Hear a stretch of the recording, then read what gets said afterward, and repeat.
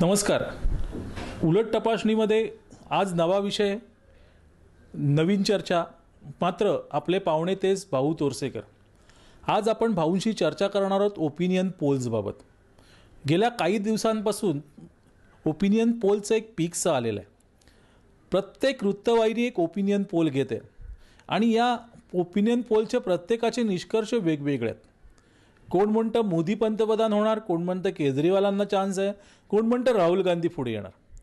ह्या ओपिनियन पोलची सत्य असत्यता काय आहे, किंवा हे ओपिनियन पोल आहेत काय, ते घेतले कसे जातात, सर्वसामान्य माणसाला ते माहीत नाही आहे. म्हणूनच आपण हा विषय आज उलट तपासणीसाठी घेतलेला आहे की ओपिनियन पोल म्हणजे काय आणि ओपिनियन पोलची सत्यता असत्यता काय आहे. आपण भाऊंना पहिला प्रश्न विचारणार आहोत. भाऊ, ही ओपिनियन पोल म्हणजे नेमकं काय असतं? कौल एवढ्यासाठी नाही म्हणायचं की निकाल निवडणुकीचे असतात ते कौल असतात. म्हणजे त्याचे दोन भाग आहेत. एक त्याला ओपिनियन पोल म्हणतात आणि दुसरा असतो तो एक्झिट पोल असतो. एक्झिट पोल म्हणजे ज्यावेळेला प्रत्यक्ष मतदान होतं, मत देऊन बाहेर पडलेल्याशी बोलून त्याचा अंदाज व्यक्त केला जातो. आपल्या देशामध्ये 80-90 कोटीच्या घरात मतदार आहेत. आता एवढ्या लोकांची बोलणं शक्य नसतं, त्यामुळे नमुना घेतात, चाचणी, नमुना पाहणी केली जाते.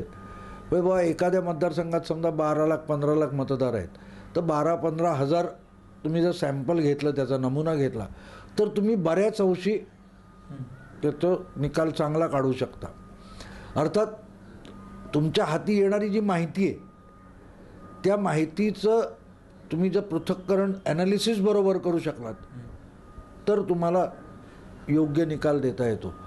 आणखीन एक गोष्ट असते, तुम्ही नमुना कसा घेणार. तुम्ही जर नमुना चुकीचा घेतलात, तर मग परत तुमचे सगळे अंदाज फसू शकतात.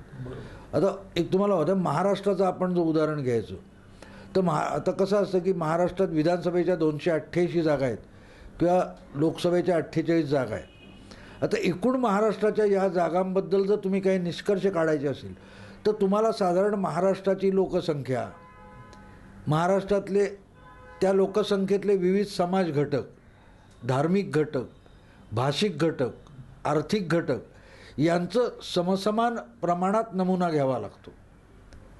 हा एक भाग झाला. दुसरीकडे त्या त्या राजकीय पक्षांचं प्रभाव क्षेत्र तुम्हाला लक्षात घ्यायला लागतं. त्यात कुठे तुम्ही गफलत केली, तर तुम्ही आकडा किती आणा किंवा नमुन्याचा आकडा किती घ्या, तो सगळा फसू शकतो. मी तुम्हाला एक उदाहरण देईन की 1995 साली एका अशा अभ्यासकाने, जे आपल्या वेगवेगळ्या चॅनेलवर दिसतात, त्यांनी अशी चाचणी केली होती. आणि त्या चाचणीमध्ये त्यांनी शिवसेनेला कोकण आणि महाराष्ट्रामध्ये 0 जागा, कोकण आणि मुंबईमध्ये जवळजवळ 0 जागा मिळतील असं दाखवलं होतं. पण शिवसेनेच्या सर्वाधिक जागा, जवळजवळ 30-32 जागा या एवढ्याच भागातून निवडून आल्या होत्या, निम्म्या. मग त्यांचा नमुना का फसला, तर त्यांनी मतदारसंघ असे निवडले होते की जिथे शिवसेना मार खाईल. म्हणजे उदाहरण असं की तुम्ही गोडाऊनमध्ये धान्याच्या गोदामात गेलात आणि तुम्ही गव्हाच्या पोत्यामधून नमुना धान्य घेऊन आलात आणि घेणाऱ्याला सांगितलं की बाबा इथे काय आहे, तर इथे तांदळाचं गोडाऊन आहे, तर तो म्हणेल की बाबा तांदळाचं गोडाऊनच नाही, ह्याच्यात तर गहू आले, त्याचा अर्थ हे तांदळाचं गोडाऊनच नाही आहे. तर तिथे मग नमुना आणि ह्याची गल्लत होते. आणि त्यामुळे नमुना जर योग्य असेल आणि जर तुम्ही स्वच्छ मनाने जे दिसतंय त्याचा अभ्यास करणार असाल, तर तुम्हाला त्या पाहणीतले अंदाज बरोबर घेता येतात. अन्यथा मग त्याचे अंदाज चुकीचे होऊ शकतात. तो एक बेसिक प्रश्न मला इथे विचारावासा वाटतो की हे जे ओपिनियन पोल आहेत, यांची सुरुवात देशामध्ये कधी झाली आणि आत्तापर्यंत जे ओपिनियन पोल जे झालेले आहेत, ह्याचे अंदाज कितपर्यंत खरे आलेले आहेत? म्हणजे खरंच ते राजकीय अभ्यासकांना म्हणा किंवा विद्यार्थ्यांना म्हणा, हे ओपिनियन पोल किंवा अगदी राजकारण्यांना म्हणा, की हे ओपिनियन पोल फायद्याचे ठरलेले आहेत का? ओपिनियन पोलची सुरुवात आपल्या देशात 1980 पासून झाली. पण अमेरिकेत तुम्ही गेलात तर त्याला जवळजवळ 125 वर्षापूर्वीही झालेली आहे. आणि आरंभीच्या काळात ते बरोबर आले होते. मग तो बरोबर काढणारा जी कंपनी किंवा संस्था होती, तिचा एक काहीतरी निकाल एवढा फसला की त्याच्यानंतर लोकांचा ह्याच्यावरचा विश्वास उडाला होता. आपल्या देशामध्ये ओपिनियन पोलचे अमेरिकेत काय होतं की अमेरिकेत 2च प्रमुख पक्ष आहेत, म्हणजे हा येणार की तो येणार असं करावं लागतं, म्हणजे दुसरा हरणार हे साधं गणित असतं. आपल्याकडे तसं नाही. आपल्याकडे वर्षानुवर्ष काँग्रेस हाच प्रमुख पक्ष होता आणि मग बाकीचे पक्ष छोटे छोटे आहेत. त्यामुळे विजय किंवा पराजय हे ठरवायचं कसं, तर प्रणय रॉय म्हणून जे NDTVचे संस्थापक चालक आहेत, संचालक आहेत, त्यांनी 1980 साली त्याच्यावर एक तोडगा काढला. मग तो तोडगा असा काढला त्यांनी किंवा काँग्रेस हरणार की जिंकणार एवढंच ठरवायचं. पण काँग्रेस हरणार असेल तर कोण येणार ह्याचं उत्तर त्यांच्याकडे नव्हतं. पण त्यांनी त्याचा बारकाईने अभ्यास केला होता. तो अभ्यास असा केला होता की 1952 पासून भारतात ज्या निवडणुका झाल्या त्याचा त्यांनी बारकाईने अभ्यास केला होता. आणि त्या अभ्यासातून त्यांना एक असं आढळलं की देशाचे साधारण 5 भाग पाडले, पूर्व, पश्चिम, दक्षिण, उत्तर आणि मध्य. तर या भागामध्ये ठराविक त्याने एक जवळजवळ 25-26 मतदारसंघ असे काढले होते की हे मतदारसंघ दरवेळेला आपला कल बदलतात, म्हणजे वेगळा पक्ष निवडतात, वेगळा उमेदवार निवडतात. तर त्यांनी त्याचा बारकाईने अभ्यास केला आणि मग या मतदारसंघाच्या भोवतालचे 5, 10, 15 मतदारसंघ त्याच्यावर तो जो कल काढला जातो बदलाचा त्यानुसार कसे बदलतात आणि त्यावरून त्यांनी एक तर्कशास्त्र तयार केलं होतं. आणि मग त्यांनी जेव्हा पहिला 80 साली सर्वे त्या आपल्या सगळ्या अभ्यासानुसार केला तेव्हा त्यांनी 80 साली इंदिरा गांधी परत सत्तेवर येतील, अगदी आणीबाणीचा राग विसरून लोक त्यांना निवडतील असा त्यांनी निष्कर्ष काढला होता. पण तो निष्कर्ष इंडिया टुडे या पाक्षिकाने तेव्हा छापला तर त्याच्या संपादकाचाही त्याच्यावर विश्वास नव्हता. म्हणून त्या संपादकाने खाली टीप दिली होती की हे मतचाचणी करणाऱ्या व्यक्तीचं आणि त्यांच्या संस्थेचं मत आहे, हे आमच्या पाक्षिकाचं मत नाही, इतका त्याच्यावर खुद्द संपादकाचाच अविश्वास होता. पण योगायोग असा की तो अंदाज त्यांचा जवळजवळ 90% बरोबर ठरला. कारण इंदिरा गांधींनी पक्ष फोडला होता. त्यांनी जो वेगळा काँग्रेस पक्ष स्थापन केला ज्याला आज आपण काँग्रेस म्हणतो, त्याची संघटनात्मक ताकद दुबळी होती, जनता पार्टीची लाट संपलेली नव्हती. त्यामुळे त्याच्यावर कोणी पत्रकार म्हणून जे राजकारणाचे अभ्यासक होते ते विश्वास ठेवत नव्हते. पण तो ज्या प्रकारे त्यांनी काढलेला अंदाज बरोबर आला त्यामुळे लोक थोडं गंभीरपणे या निकालाकडे बघायला लागले. पण तरीही लक्षात ठेवा, तरीही ओपिनियन पोल याच्यावर पत्रकारांचा आणि राजकीय अभ्यासकांचा तेव्हाही विश्वास नव्हता. त्या सगळ्यांचं म्हणणं असं होतं की ठीक आहे, एकदा तो त्यांनी अंदाज काढला तो चुकून बरोबर आला असेल म्हणून हे शास्त्र आहे आणि अगदी यांची ओपिनियन पोल हा योग्य आणि परफेक्ट निकाल आधी सांगू शकतो, अंदाज देऊ शकतो, याच्यावर कोणाचाही विश्वास बसला नव्हता. पुढची 5 वर्ष 5 वर्षानंतर परिस्थिती पहिल्यांदा बदलली. 5 वर्षानंतर परिस्थिती ओपिनियन पोलबाबत पहिल्यांदा बदलली. ही बदललेली परिस्थिती काय होती, नवीन काय क्रांती या ओपिनियन पोलबाबत झाली हे आपण जाणून घेणार आहोत भाऊंकडून, पण एका अल्पशा विश्रांतीनंतर.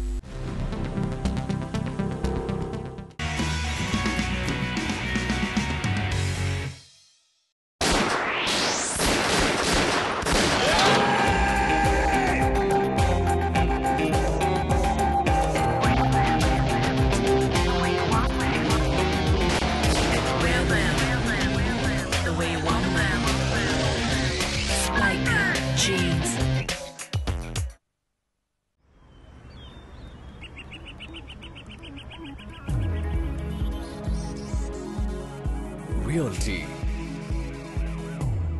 infrastructure, hospitality, ports. Welcome to the Hex way of life. Hex Corp, celebrating growth.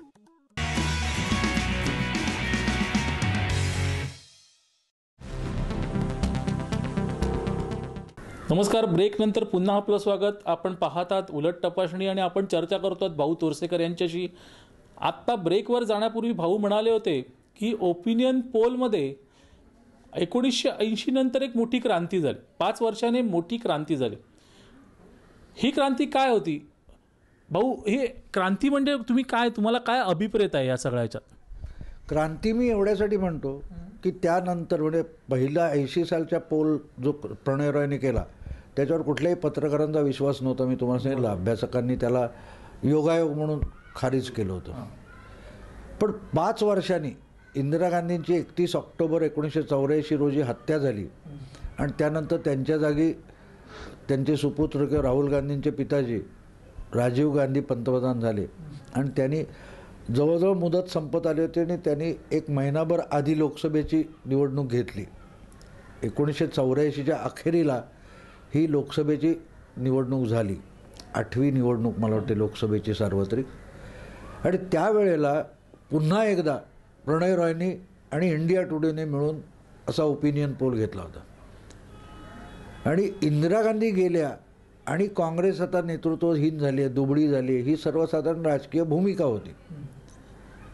शिवाय गंमत अशी होती की इंदिरा गांधी अखेरच्या काळामध्ये 80 नंतर 84 त्यांची हत्या होण्यापर्यंतच्या काळामध्ये अनेक राज्यामध्ये काँग्रेस निवडणुका हरलेली होती आणि त्यामुळे राजकीय अभ्यासकांना असं वाटत होतं की इंदिरा गांधीच खुद्द गेल्यानंतर काँग्रेसला आता नेतृत्व राहिलं नाही आणि त्यामुळे राजीव गांधींच्या नेतृत्वाखाली निवडणुका जिंकणं अवघड आहे, असं एकूण राजकीय समजूत होती.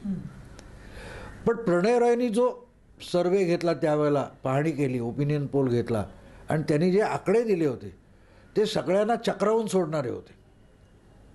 कारण त्यांनी जो आकडा दिला तेवढं यश राजीव गांधी सोडा, त्यांची आई किंवा त्यांचे आजोबा नेहरू आणि आई इंदिरा गांधीसुद्धा कधी मिळवू शकल्या नव्हत्या त्यांच्या लोकप्रियतेच्या शिखरावर असताना. तेव्हा त्यांनी असं सांगितलं होतं की जवळजवळ 400 ते 415 जागा राजीव गांधी मिळवू शकतील. आणि ते कोणालाही पटणार होतं, मलाही पटलं नव्हतं. मी राजकारणाचा अभ्यास करत होतो त्या काळात आणि आजही करतो. पण धक्कादायक होतं, असं कसं होऊ शकेल. पण हे सगळं राजकीय अभ्यास करणाऱ्या आमच्यासारख्या लोकांनी एक शेवटी लोकभावनेवर मतं देतात. राजकारण आपण नेत्यांनी करणं, राजकीय अभ्यासकांनी त्याचा अभ्यास करणं हा एक भाग असतो. पण निवडणूक ही जनमानसावर अवलंबून असते, जनतेचं मानस काय आहे.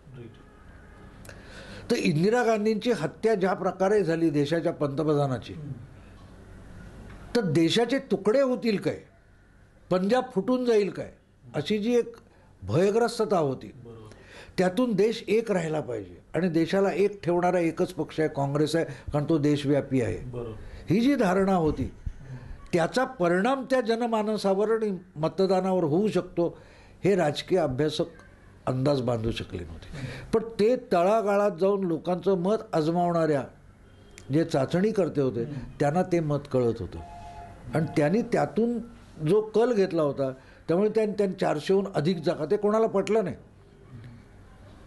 पण तो अंदाज प्रत्यक्ष निकाल लागले डिसेंबर अखेर 2084च्या, तेव्हा सगळे हादरून गेले की एवढं बरोबर निकाल काढता येतो. आणि मग तो जो निकाल लागला त्यानंतर नुसतंच राजकीय अभ्यासक नव्हे तर राजकीय पक्षसुद्धा मोठ्या प्रमाणावर ओपिनियन पोल किंवा मतचाचणीवर विश्वास ठेवायला लागले. कारण इतका धक्कादायक निकाल होता की जो नवखा पंतप्रधान आहे, ज्याने आयुष्यात कधी मंत्रिपद भोगलं नाही, त्यांनी शासन व्यवस्था बघितली नाही, त्याला जनतेने इतका कौल दिला. मग त्याला राजीव लाट म्हटलं गेलं, पण ते परत चुकीचं होतं. ती राजीव लाट नव्हती, ती इंदिरा गांधींच्या हत्येमुळे आलेली सहानुभूतीची लाट होती. देश फुटेल काय ह्या चिंतेने आलेला तो कौल होता. आणि तिथून मग या प्रकाराला थोडं विश्वासार्हता मिळत गेली. मग पुढल्या काळात राजीव गांधीच पंतप्रधान झाले होते आणि ते स्वतः त्या सगळ्या गोष्टीवर इतके खुश होते. स्वतः राजीव गांधी हे तंत्रज्ञानाला प्रोत्साहन देणार होते म्हणून त्यांनी पुढल्या काळात, त्यावेळेला वाहिन्या वगैरे फारशा आलेल्या नव्हत्या, फक्त सरकारचं दूरदर्शन हेच टेलिव्हिजन आपल्यासमोर होतं, तर त्यांनी प्रणय रॉयना त्यावर लाईव्ह कार्यक्रम करण्याची संधी दिली. आणि आज जे आपण टी व्ही चॅनेलवर जे सगळ्या प्रत्येक चॅनेल ओपिनियन पोल घेतो त्याच्यावर चर्चा करतो, हा प्रकार प्रणय रॉयने पहिल्यांदा सुरू केला. किंबहुना त्यातून त्यांनी NDTV ही टी व्हीचे कार्यक्रम बनवणारी एक छोटीशी प्रोडक्शन हाऊस सुरू केलं, कंपनी सुरू केली, ती त्या ओपिनियन पोलमधून आलेली.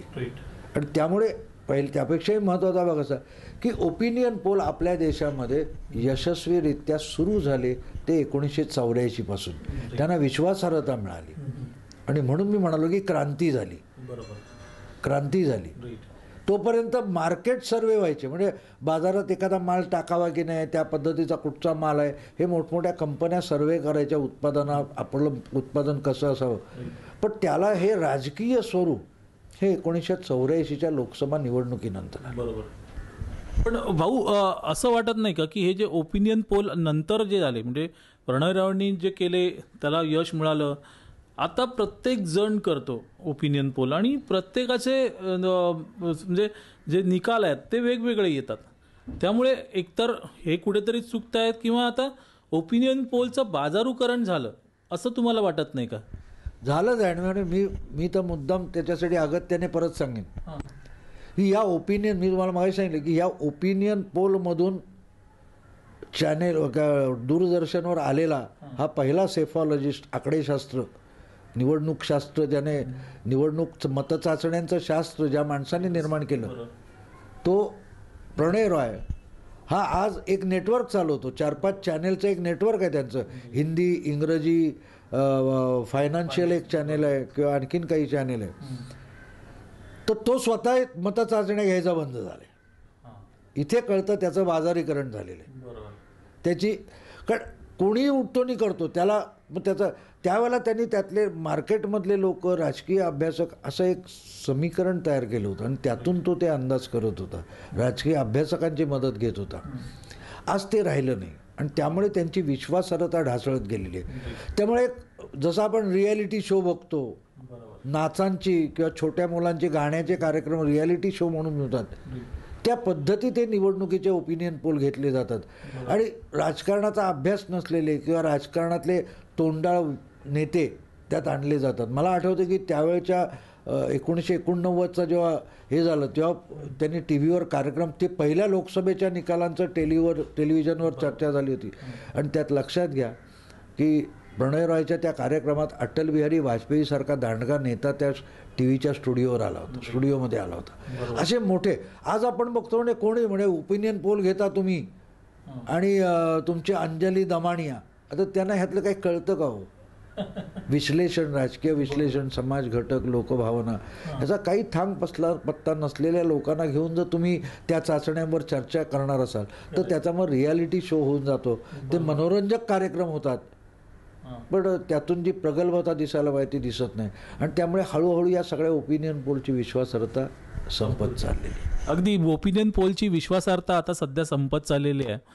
पण इथे घेतो एक छोटीशी विश्रांती. आपण पाहत राहा मुंबई 24.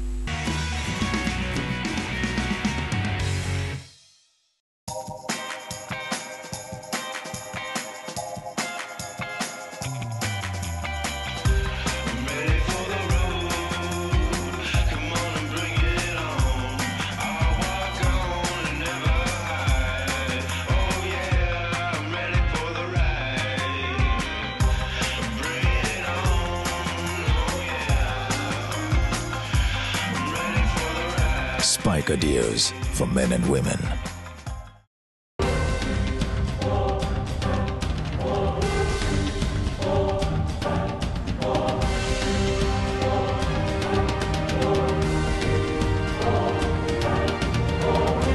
अग्नि, यह अग्नि तब पवित्र मानी जाती है जब दो लोग इसके साथ फेरे लेते हैं, लेकिन अगर वही आग उनके घर को तबाह करे तो ऐसे में इस आग की चिंगारी को भड़कने से रोकना जरूरी हो जाता है। फ्लेम आउट नाउ, जो आपको और आपके अपनों को किसी भी तरह की छोटी मोटी या बड़ी आग के धमाके से महफूज रखेगा। ये फोम बेस्ड एरोसोल कैन उठाने में हल्का है। किचन में काम करते वक्त या ऑफिस में या कहीं और आग कभी भी कहीं भी लग सकती है। बस फ्लेम आउट नाउ अपने पास रखिए और तुरंत आग पर काबू पाइए। उस दिन मैं ऑफिस में बैठा काम कर रहा था, अचानक से मुझे कुछ जलने की बदबू सी आने लगी और मैंने देखा कि इलेक्ट्रिक स्विच में से चिंगारी निकल रही है, जिसकी वजह से ये आग भड़क उठी थी। तभी मेरी नजर फ्लेम आउट नाउ पर गई। मैंने टाइम वेस्ट ना करते हुए इसकी मदद से आग को बुझाया। ये हैंड हेल्ड फायर एक्सटिंग्विशर आपकी, आपके अपनों की और आपकी संपत्ति सबकी सुरक्षा करेगा। फोम बेस्ड इस एक्सटिंग्विशर को मेंटेनेंस की भी जरूरत नहीं है। बस आग लगने पर इसका कैप या सील उतारें, आग से थोड़ी दूर पर खड़े हो जाइए और इसको डायरेक्टली आग की लपटों पर छिड़क दें जब तक कि आग पूरी तरह से बुझ नहीं जाती। इसके बाद अपने नजदीकी लोकल इमरजेंसी नंबर पर कॉल करना ना भूलें। फ्लेम आउट नाउ पैक में आपको मिलते हैं 1+1 हैंड हेल्ड फायर एक्सटिंग्विशर, जिसकी कीमत है मात्र। ऑर्डर करने के लिए डायल करें हमारे दिए गए नंबरों पर, लॉग इन करें globusmall.com पर। फ्लेम आउट नाउ, अपना सुरक्षा कवच।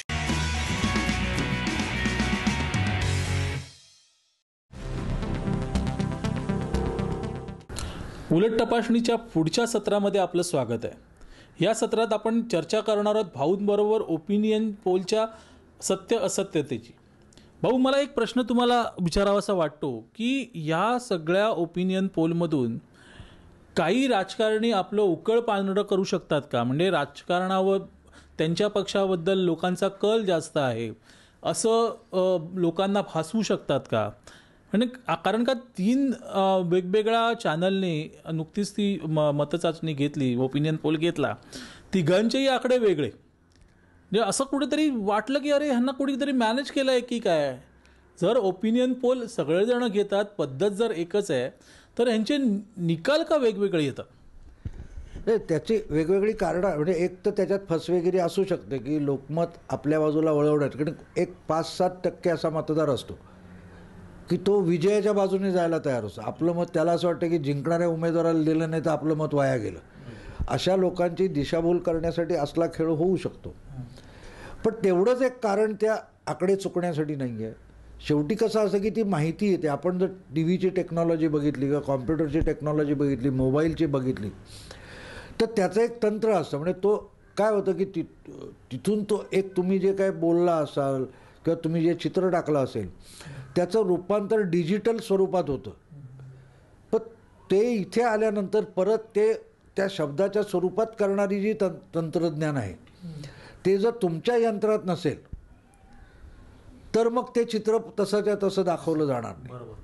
त्याला कन्व्हर्शन जे म्हणतात ते इथे कसं असतं की तुमच्याकडे मतदारांना प्रश्न विचारून जी काय माहिती गोळा झाली ही पाठवली जाते आणि त्यामुळे मग इतके टक्के मतं या पक्षाला मिळू शकतील, तितके टक्के। आता काल मी एक चॅनेलवर बघितलं तर त्यांनी असं दाखवलं की उत्तर प्रदेशमध्ये भाजपला 38% मतं मिळतील, समाजवादी पक्ष आणि बसपला 17% मिळतील आणि काँग्रेसला 16% मतं मिळतील, आम आदमी पक्षाला काही 4% मतं मिळतील।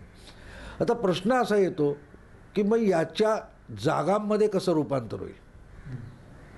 ते करण्यासाठी तुम्हाला तिथले वेगवेगळे समाज घटक, त्या राज्यांची ताकद, त्या राजकीय पक्षाची ताकद, ती परत आता उदाहरण तुम्ही घेतलं तर उत्तर प्रदेशमध्ये काँग्रेसला तुम्ही 16% मतं दाखवणं, बसपा आणि सपालाही समजा 17% म्हणजे जवळजवळ सारखी मतं आहेत, पण तिघांना सारखी मतं दिसतात, पण मग त्यांच्या जागांमध्ये उलटफालत का होते?